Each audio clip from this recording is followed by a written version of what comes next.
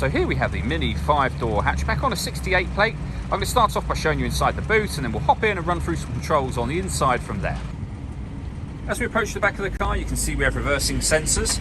Plenty of boot space as well, along with that 60-40 split folding rear seat should you wish to increase this space even further. Okay, now that we're inside the car, we're going to start with the dials. On the left-hand side, we have the rev counter. In the middle, we have the speedometer. You can see the total miles within there as well. They are 18,464.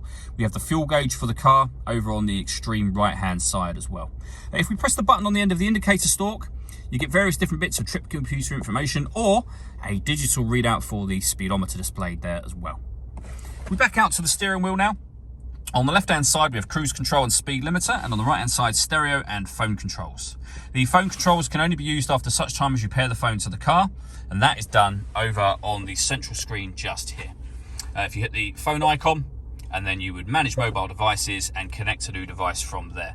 You can use the touch screen, as you just saw me do, or you can move and do everything using this dial and the buttons that surround the dial just here.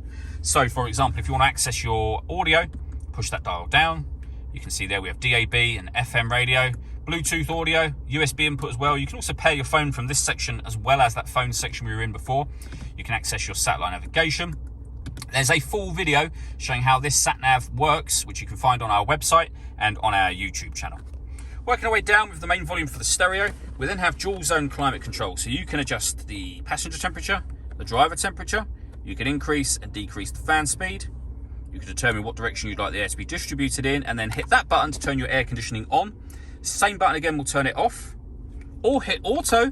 The car will now maintain those temperatures by taking full control of the fan speed. You can override that at any time by pressing the auto button again.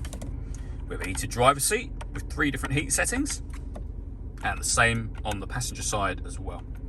Underneath that section, we can turn off the stop and start. This car is designed to cut out when it's stationary in traffic to save you fuel. You can start and stop the engine, turn off the traction control, and this will change the driving setup of the car. So you can put the vehicle into green mode and you'll get that green circle, mid mode or sport mode, and it will show you in the middle here the modes that you've selected as well. Underneath that, we have a 12-volt charging socket, USB input, and then a 6-speed manual gearbox. All that leaves me to say is thank you for taking the time to watch this video. If you'd like to come and see the car in person and have a test drive, please feel free to call any of our MJA sites. We'd love to hear from you soon.